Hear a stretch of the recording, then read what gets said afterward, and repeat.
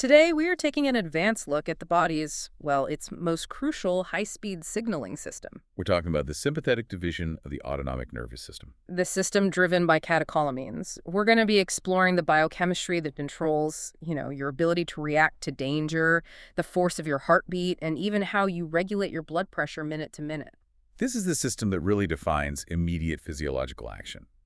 We're talking about adrenergic transmission, which uses a specific family of signal molecules Noradrenaline, adrenaline, and dopamine. and a finely tuned array of alpha and beta receptors to manage, well, almost every critical function in the body. Okay, let's unpack this. We've pulled together some extensive research that details the complete life cycle of these neurotransmitters, right down to the molecular pumps that recycle them.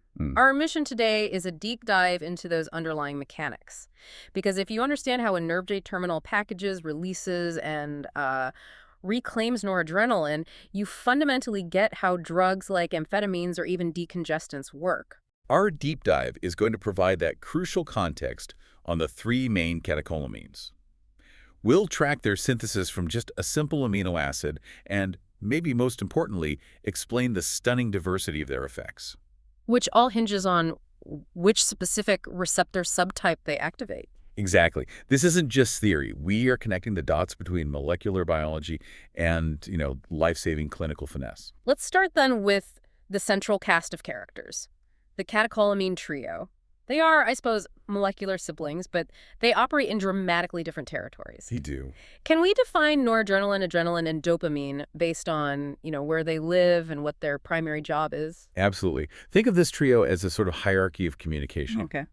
First, you have noradrenaline, or NA. This is the main day-to-day workhorse. It's a highly localized message delivery system. So very specific? Very. NA is the primary transmitter that's released at the vast majority of postganglionic sympathetic nerve terminals. With a couple of exceptions, I think. Right, with two important exceptions. The nerve fibers that supply the sweat glands and some specialized vasodilator fibers in skeletal muscle. Those use acetylcholine. I see. But while it does function as a transmitter in some brain regions, peripherally, it's all about localized, immediate control. Only small amounts are secreted into the circulation by the adrenal medulla. So NA is the tactical commander of the peripheral sympathetic nervous system. What about adrenaline, then? That's the one we always associate with the fight-or-flight rush. Adrenaline, or ADR, is the system's central broadcast signal. It's the major hormone secreted by the adrenal medulla, the body's central alarm gland, if you will. So it's not local, it's global. Exactly. When you're stressed or suddenly in danger, ADR floods the entire circulatory system, reaching every single receptor in the body. And critically, it is not released from peripheral sympathetic nerve terminals. Its effect is purely hormonal, then, widespread. And sustained, compared to the rapid synaptic action of NA. And rounding out the trio is dopamine. We hear so much about its role in the brain, with motivation and reward, but its job in the rest of the body is highly specialized, isn't it? It is. Dopamine, or DA, is an absolutely major transmitter in the central nervous system. You find it concentrated in key areas, like the basal ganglia for motor control, the limbic system for emotion, the chemoreceptor trigger zone for vomiting. And the pituitary gland. Right, the anterior pituitary. But peripherally, its use is sparse but incredibly potent. Specifically, it acts on its own set of receptors in the renal and mesenteric blood vessels. So the kidneys and the gut. Yes, ensuring adequate blood flow there. And that gives it a very unique therapeutic utility, which we'll definitely get into when we talk about treating shock. Okay, so let's track the supply chain. These complex molecules are actually built from a very simple building block, an amino acid we get from our diet. Correct. The entire catecholamine family DA, NA, and ADRA is synthesized from a common pathway. It starts with the amino acid phenylalanine, which gets converted to L-tyrosine. And L-tyrosine is the real starting point. It is. And the very first step in that pathway is the most critical one. It's the hydroxylation of tyrosine to DOPA. And this is done by an enzyme called tyrosine hydroxylase. Yes, and that enzyme is the specific and, most importantly, the rate-limiting enzyme for the whole synthesis process. If you want to slow down or stop the production of all catecholamines, this is your single point of control. The bottleneck. So that must make it a prime target for drugs, especially in cases where the body is overproducing these things. It is the ultimate target. If you inhibit tyrosine hydroxylase, you get a global depletion of catecholamines. We see this clinically with the drug methylptyrosine or metarosine. And the context for using that is very specialized, right? Precisely. Metyrosine is used almost exclusively to manage pheochromocytoma. This is a rare tumor, usually to the adrenal medulla, that just uncontrollably releases massive amounts of adrenaline and noradrenaline, leading to dangerously high blood pressure. in tachycardia, arrhythmias. It's a crisis. By inhibiting tyrosine hydroxylase, gomeridine drastically cuts the supply line, mitigating the symptoms before surgery or for managing inoperable cases. It basically starves the tumor of its product. That's fascinating, that molecular precision. And after this rate-limiting step, the other enzymes in the chain are much less specific, I understand. Yes, much less.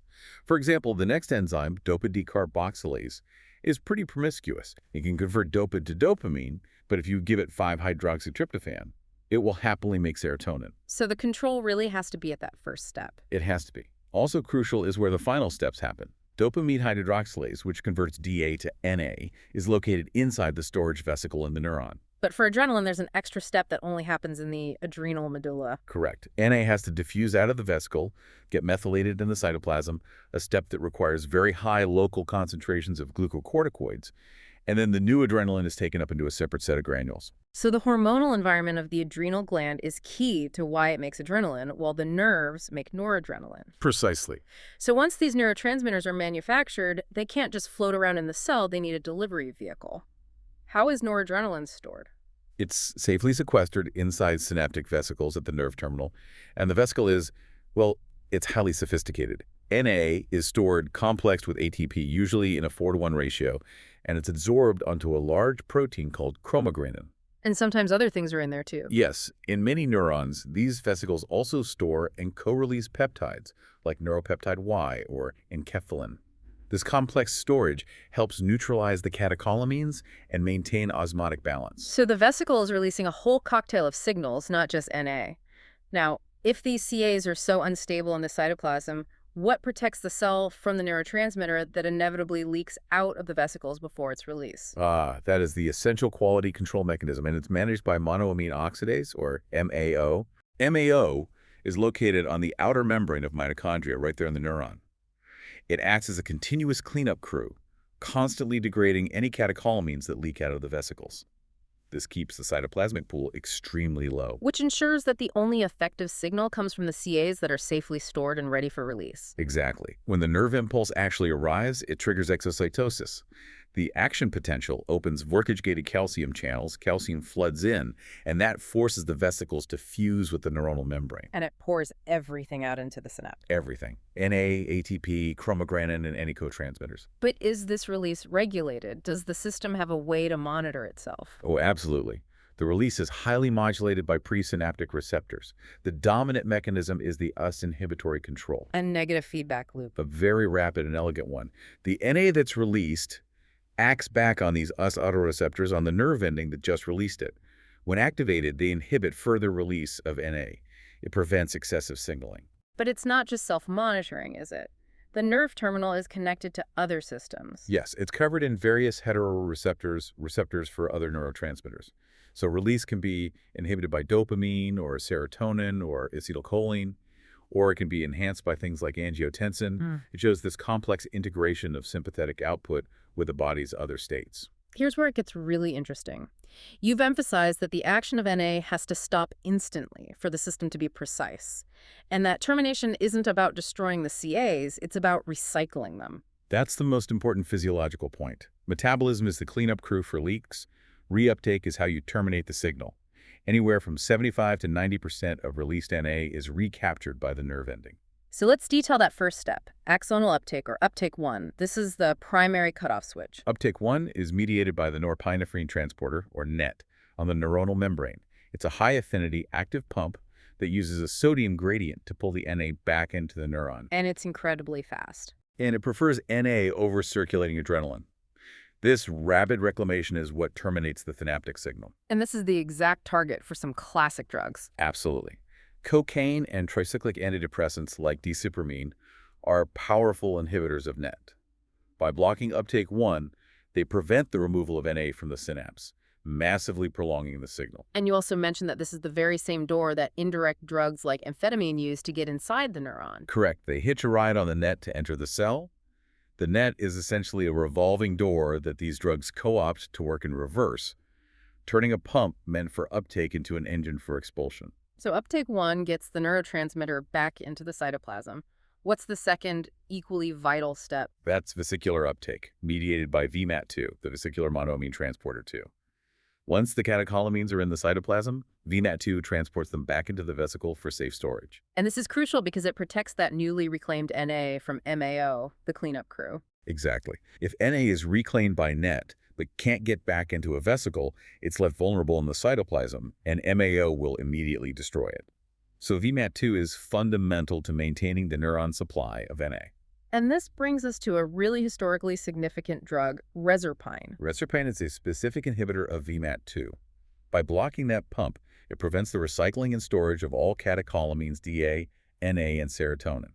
So as Na leaks out or is reclaimed, it gets destroyed by MAO. The result is a profound depletion of Na stores. Yes, which is why it was an effective antihypertensive. But the insight here is why it fell out of favor. Because VMAT2 isn't just in the periphery. Exactly. It also transports DA and 5-HT in the brain. So reserpine caused significant central depletion, which often led to severe depression. This was one of the first major clues linking central monoamine levels to mood disorders. So since reuptake does all the heavy lifting for stopping the signal, what is the role of metabolism? Metabolism is primarily responsible for clearing CAs that escape the synapse and get into the general circulation, or those that leak into the cytoplasm. And there are two main enzymes involved. Two main enzymes. We have MAO, which we've said handles CAs inside the neuron, and then COMT, catecholomethyltransferase, which handles CAs that are circulating, mainly in the liver and kidney. So MAO is internal, COMT is external, Yeah. and the final end product of this whole process. After these two enzymes act, you get the final stable metabolite, phenylamandelic acid, or VMA. This is then excreted in the urine. And measuring urinary VMA is a key diagnostic tool for conditions like pheochromocytoma. It's just so crucial to remember the efficiency of this system. The speed of the response depends on that reuptake pump, not the liver slowly breaking things down later. Precisely. If we had to rely on metabolism, every sympathetic response would last for minutes, maybe hours. Yeah. Precise split-second control would be impossible. Okay, so if the catecholamines are the keys, the receptors are the locks, we're moving from chemical delivery to signal transduction. And all adrenergic receptors are part of the vast family of G-protein coupled receptors, or GPCRs. So they don't open a channel directly. No, instead they activate intracellular secondary messengers, primarily cyclic AMP or KMP or other pair, IP as in DAG. They're basically molecular transducers. This all started back in 1948 with Ahlquist's work, which divided the system into alpha and beta. What defined that initial split? It was based purely on the rank order of potency of different agonists. It was a functional distinction before we even knew the molecular structure. Okay, so for ALK receptors. The rank order is adrenaline is greater than noradrenaline, which is greater than isoprenaline.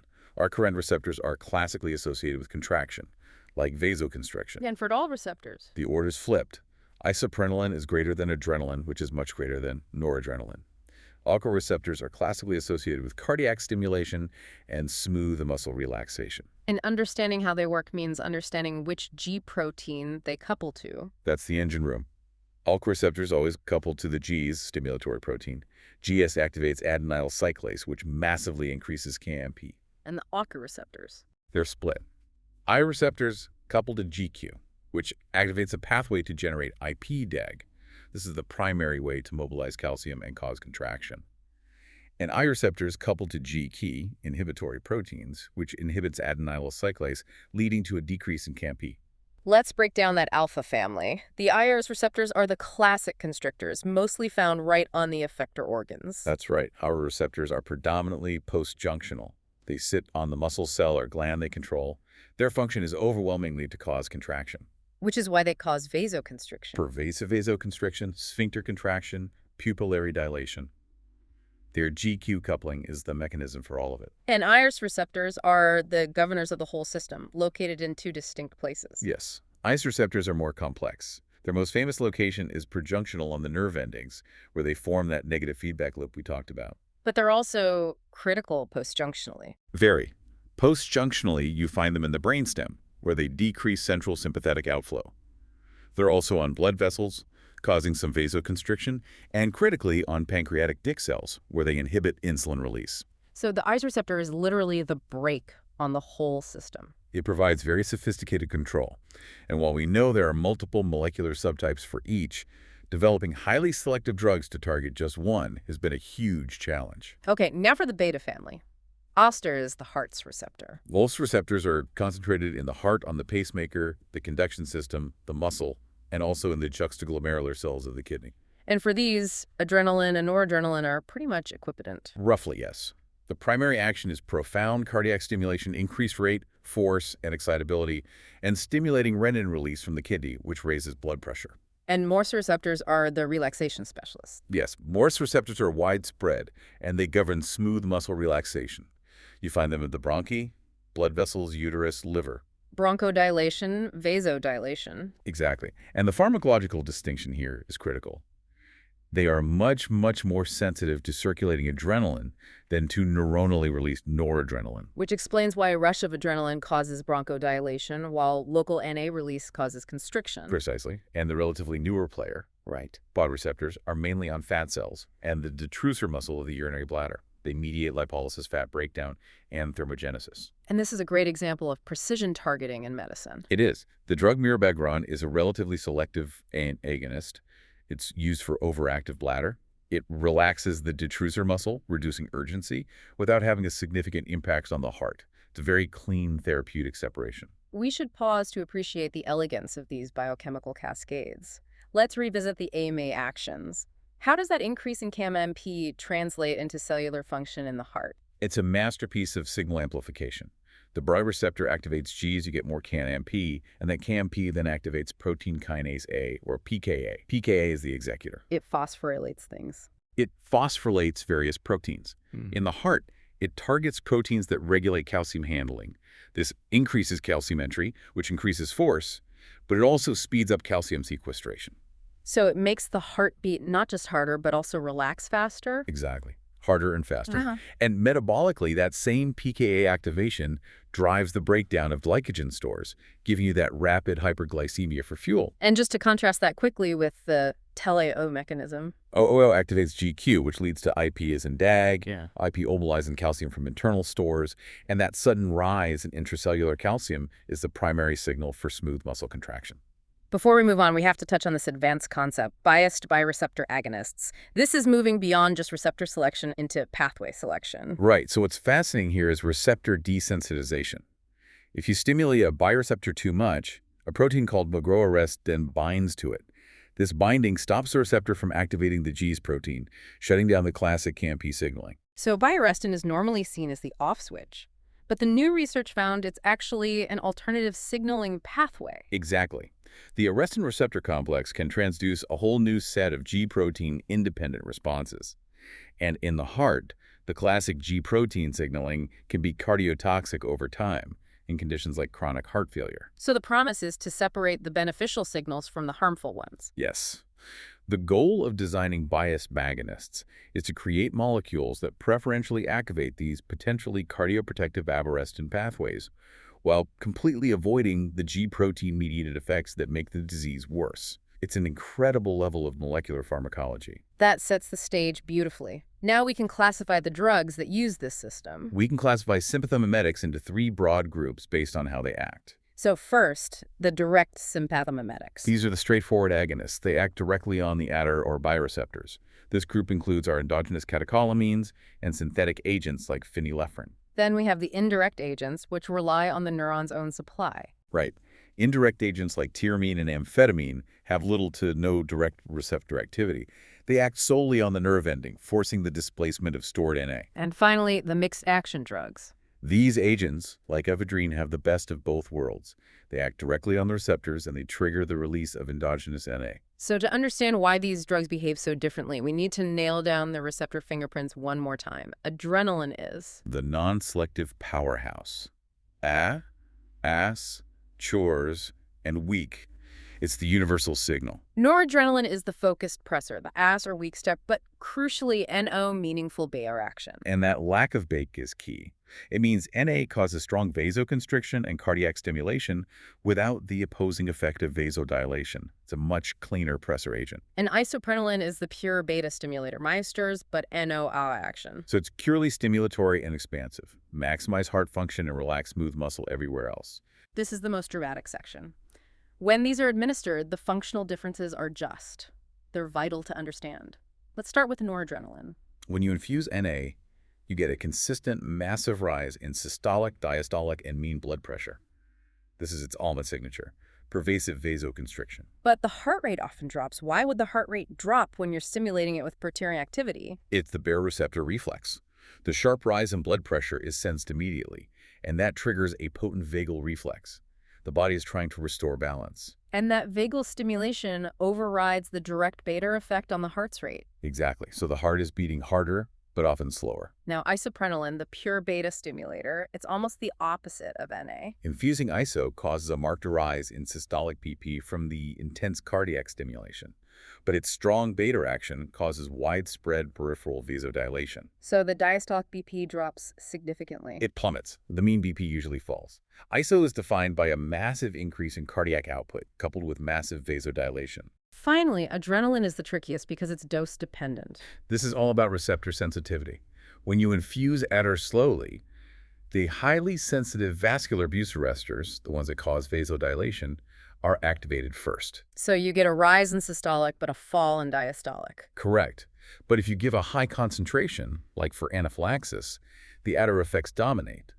The less sensitive autoreceptors are powerfully activated, causing widespread vasoconstriction that overrides the vasodilation. And this dynamic led to the discovery of the classic vasomotor reversal of Dale. A brilliant pharmacological demonstration. If you first give an eye blocker like phentolamine, you remove adrenaline's ability to constrict. So then when you inject adrenaline, You reveal only the underlying unopposed hypotensive vasoconstriction section. Instead of raising blood pressure, you see a sharp drop. The pressor action is reversed. let's quickly cover the effects on other systems. The heart, respiration, metabolism. All direct cardiac actions are mediated. Increased force, rate, conduction. Adrenaline is the most dangerous here. It can cause serious arrhythmias, especially if the heart is already sensitized by certain anesthetics. For respiration, Burroughs is the defining action. ADRA and ISO are the only effective bronchodilators in this group because of their strong beta activity. NA is useless in asthma because it has no Burroughs action. And metabolically, adrenaline is the master switch for energy release. Via its Vera's MB's actions, it causes massive glycogenolysis and lipolysis. It also suppresses insulin secretion via AV action and augments glucagon via BIRUS. The whole system is geared for immediate, sustained fight or flight. Okay, the pharmacological arsenal. Before we detail the specific agents, let's just revisit that critical administrative hurdle. Why can't we take adrenaline pills? Because of that aggressive metabolic system we detailed, if you ingest them, they're rapidly broken down by MAO and COMT in the gut wall and liver before they can ever reach the circulation. They have to be injected. Let's talk about dopamine. Its clinical utility hinges entirely on the concentration. It's like a tour of the receptors. It's critical knowledge for intensive care. At a low dose, dopamine preferentially activates the highly sensitive D-Eros receptors in the renal and mesenteric vasculature. This causes vasodilation, increasing renal blood flow and urine output. So renal protection. Primarily. Yeah. Then you increase to a moderate dose, and the therapeutic effects combine. The vaso effects kick in. They do. You get a potent, positive inotropic effect, raising cardiac output and systolic BP, but usually without a big change in heart rate. It's ideal for improving pump function while keeping the kidneys perfused. And finally, a large dose activates the least sensitive receptor. Right. At high doses, vasoconstriction dominates the entire system. This raises blood pressure rapidly, but often at the expense of that beneficial renal vasodilation. Next is dobutamine, which is often used in the same scenarios, but has a very different mechanism. It's focused purely on the pump. Dobutamine is a synthetic derivative of dopamine, but it's not a D-Ero or D-Ero agonist. It's highly selective for Bu receptors, acting as a relatively selective ergo agonist. So its main job is to increase the force of contraction. Yes, it increases cardiac output significantly, but with much less of an increase in heart rate compared to isoprenaline, and without changing peripheral resistance much. It makes it a gentler, yet powerful, inotropic agent for acute crises. Now for the pure constrictors, phenylephrine is the go-to selective aroagonist. It's beautifully selective. It raises blood pressure purely via widespread vasoconstriction. And because it lacks any direct cardiac deconzerylation, that reflex bradycardia we talked about is very prominent. And it's used everywhere, from decongestants to the operating room. Ubiquitously. Nasal decongestant, eye drops to dilate the pupil, and of course in critical care to raise blood pressure when a pure vasoconstrictor is what you need. Let's move to the indirect agents that hijack the neuron's own system, starting with ephedrine. Ephedrine is an interesting blend. It acts mainly indirectly by releasing Na, but it also has mild direct ICUP activity. And because it's resistant to MAO, it's orally effective and lasts for hours. Which explains tachyphylaxis, why repeated doses lose effectiveness. Exactly. You deplete the releasable pool of Na, so the indirect action fails. Okay, let's spend some time on amphetamines. Potent CNS stimulants. How do they force the release of dopamine, Na, and serotonin? Their mechanism is an audacious molecular hijack. Amphetamines use the NET and DAT carriers to get inside the neuron. Once inside, they disrupt storage in the vesicles. So the neurotransmitters are now free in the cytoplasm. And here's the key. That high concentration of CAs in the cytoplasm forces the NET and DAT carriers, which were designed to pump neurotransmitters in, to reverse their direction and pump them out into the synapse. That's just stunning. It's called exchange diffusion and reverse transport. It is. The results are profound. Heightened alertness, euphoria, increased concentration, and suppressed hunger. But the risk profile is severe. Extremely dangerous at high doses. Aggression, acute paranoid psychosis, and severe cardiovascular toxicity. The psychosis is linked to the overwhelming release of dopamine and serotonin. And the treatment for that toxicity? Often the antipsychotic chlorpromazine. It's effective because it's both a dopamine receptor antagonist, to control the psychosis, and an iodoreceptor blocker, to control the severe hypertension. It addresses both crises at once. We rely on selective agonists like salbutamol to manage asthma because we want bronchodilation without the tachycardia. These drugs are engineered for specificity. Salbutamol, for instance, has a Bu2S selectivity ratio of about 10:1. And their uses go beyond asthma. Yes, agents like Adrenergic are used to delay premature labor, and a lesser-known use is managing familial hyperkalemic periodic paralysis. Boost activation enhances potassium uptake into muscle, lowering dangerous plasma levels. And the most common side effect? Muscle tremor. It's a direct boost effect on skeletal muscle that you can't really avoid. Finally, the humble nasal decongestants, purely topical agonists. Right, drugs like xylometazoline. They cause powerful, localized vasoconstriction in the nasal mucosa, shrinking the swollen tissue. But the warning about prolonged use is extremely serious. It's a critical clinical warning. The sustained vasoconstriction impairs the function of the nasal cilia. This can lead to rebound congestion, dependence, and in severe cases, atrophic rhinitis, and even permanent loss of smell. Let's synthesize all of this by looking at specific clinical scenarios where this arsenal is deployed. Right. In vascular uses, like treating shock, the priority is always volume replacement, but pressors are used as a secondary measure. Yes, though the risk is that powerful vasoconstrictors can reduce perfusion to vital organs like the kidney. But in one scenario, all caution is thrown out and adrenaline is the definitive choice. Anaphylactic shock. Adrenaline, 0.5 milligrams intramuscularly, is unequivocally life-saving. It's a physiological antagonist to histamine. So it doesn't block the histamine receptor, it just causes the opposite effect. Exactly. The interaction reverses the vasodilation, raising BP, and the interaction reverses the bronchospasm and laryngeal edema. No other drug acts fast enough or broadly enough. In cardiac uses, for true cardiac arrest, adrenaline can be used to stimulate a heart that's stopped. Yes, though it's crucial to inject it into a central vein and dilute it. The goal is to raise systemic pressure enough to improve coronary artery perfusion and give defibrillation a better chance of working. And while drugs like dopamine and dobutamine aren't for chronic heart failure, they are crucial in acute crises. Correct. They're reserved for short-term infusions to tide over a patient during an acute decompensation, buying time for the heart to recover. This leads us to a key diagnostic tool, the dobutamine stress test. Why is dobutamine the ideal choice? It's used to induce peak cardiac workload in patients who can't exercise. Dobutamine, being a relatively selective BER agonist, increases myocardial oxygen demand, primarily by increasing contractility, not just heart rate. So it gives a clearer picture of the heart muscle. A much clearer picture. You can observe which areas of the myocardium show signs of ischemia only under that maximal load, which is essential for mapping out coronary artery disease. Let's talk about the central and paradoxical uses. Using stimulants like amphetamines to calm hyperactive children with ADHD. It's only paradoxical on the surface. ADHD is fundamentally a disorder of a low signal-to-noise ratio in the prefrontal cortex. The area for attention and executive function? Right. The stimulants, by increasing Na and dopamine, improve the effectiveness of those signals, thereby increasing attention span and focus. They don't slow the child down, they enable them to focus. But there are serious side effects, which is why newer drugs are now preferred. The primary concern is growth retardation from suppressed appetite and the abuse risk. So drugs like methylphenidate and atomoxetine are now preferred. What about ocular uses? What are the key uses of adrenergic agents in the eye? Phenylephrine is commonly used in eye drops to dilate the pupil for examination. And for glaucoma, highly specific allocardiagonists like apriclonidine and brimonidine are used. They reduce aqueous humor formation and enhance its outflow, lowering intraocular pressure. What stands out in this whole exploration is the sheer adaptability and precision of the sympathetic nervous system.